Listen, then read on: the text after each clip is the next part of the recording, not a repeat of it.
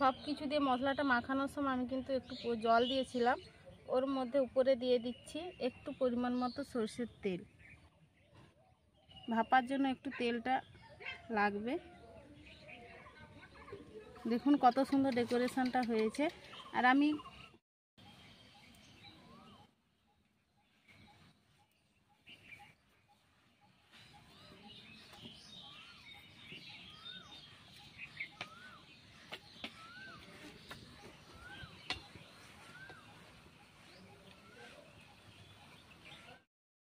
নমস্কার বন্ধুরা, চলে আসছে আর একটা নতুন রেসিপি নিয়ে। আজকে বানাবো পটল ভাপা। তার জন্য কি কি উপকরণগুলো নিয়েছি আপনাদেরকে বলছি। পটলটাকে আমি এইরকম সরু সরু করে কেটে নিয়েছি। পটলগুলোর কিন্তু যেগুলোর বিচেগুলো একটু নরম নরম আছে সেগুলো রেখে দিয়েছি, আর যে বিচেগুলো একটু শক্ত হয়ে গেছে ফেলে দিয়েছি। আর 100 গ্রাম মতো চিংড়ি মাছ নিয়েছি, খোসা সব বাদ দিয়ে দিচ্ছি খোসাগুলোকে। দেখুন একদম এইটুকু হয়ে গেছে চিংড়ি মাছটা। আর এই যে হলুদ গুঁড়ো, কাঁচা লঙ্কা ফালি করে নিয়েছি, পেঁয়াজটা আমি রিংস করে কেটে নিয়েছি, নুন নিয়েছি, একসঙ্গে কালো সরষে, জিরে, কাঁচা লঙ্কা পোস্ত পেস্ট করে নিয়েছি মিক্সিতে, আর এই যে সরষের তেল নিয়েছি। আর এই ভাপাটা বানানোর জন্য এই যে একটা টিফিন কৌটা নিয়েছি বড় সাইজের, ওর মধ্যে দিয়ে দিচ্ছি পটলগুলো।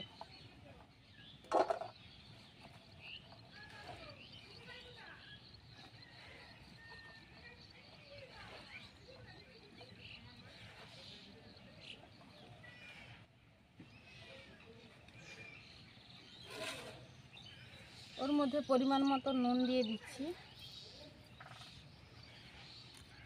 দিয়ে দিচ্ছি 1 চামচ মতো হলুদের গুঁড়ো। ভালোভাবে মাখিয়ে নেব। নুন হলুদ দিয়ে পটলটা আমার ভালোভাবে মাখানো হয়ে গেছে। কতটুকু হয়ে গেছে দেখুন। ওর মধ্যে দিয়ে দিচ্ছি একসঙ্গে যে পেস্ট করে রেখেছিলাম মশলাটা, দিয়ে দিচ্ছি।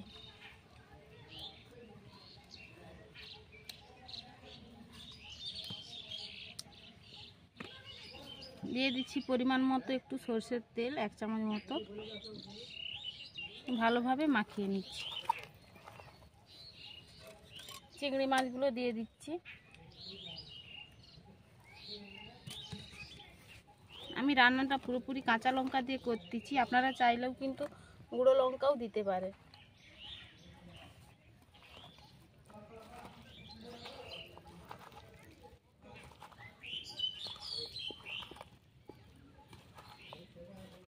এখন সব কিছু দিয়ে আমার মাখানো হয়ে গেছে।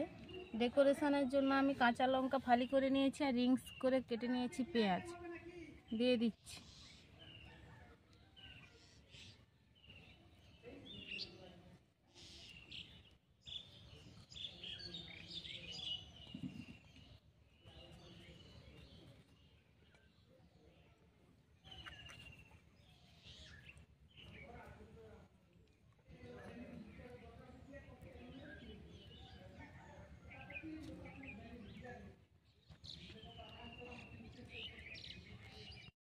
সব কিছু দিয়ে মশলাটা মাখানোর সময় আমি কিন্তু একটু জল দিয়েছিলাম।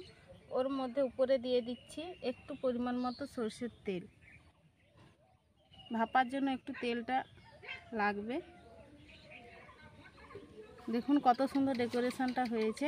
আর আমি এখানে কালো জিরে দিলাম না, আপনারা চাইলেও কালো জিরে ব্যবহার করতে পারেন। আমি এবার ঢাকনাটা লাগিয়ে দিচ্ছি। ঢাকনাটা লাগিয়ে আমি 5 মিনিট মতো রেস্টে রেখে দেবো। এটা রেস্ট হতে থাক, আমি ততক্ষণে উনানটা ধরিয়ে নিচ্ছি। উনানটা ধরিয়ে কড়াইটা বসে দিয়েছি। কড়াইয়ের মধ্যে দিয়ে দিচ্ছি পরিমাণ মতো জল।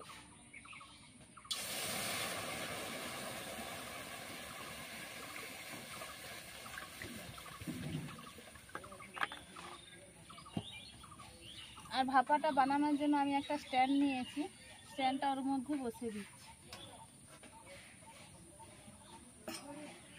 টিফিন কৌটাটা দিয়ে দিচ্ছি।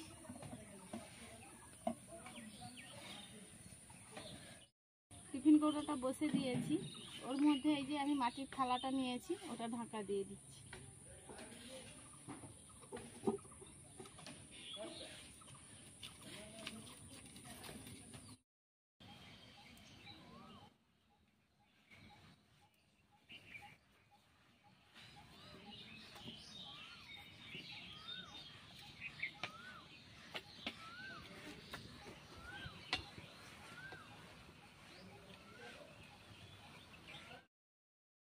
আধ ঘন্টার পর চলে আসলাম, দেখি ভাপাটা হলো কিনা। ঢাকনাটা খুলে দিচ্ছি।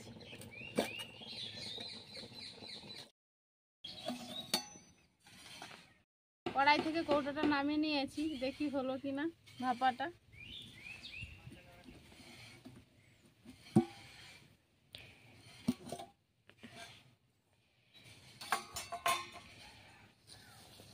দেখুন কত সুন্দর কালারটা এসেছে।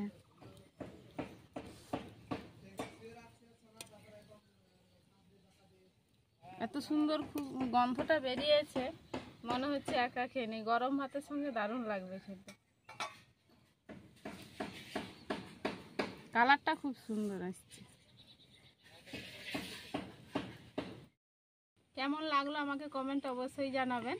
এখানে আমি ভিডিওটা শেষ করছি, দেখা হচ্ছে আবার নতুন কোনো ভিডিও নিয়ে।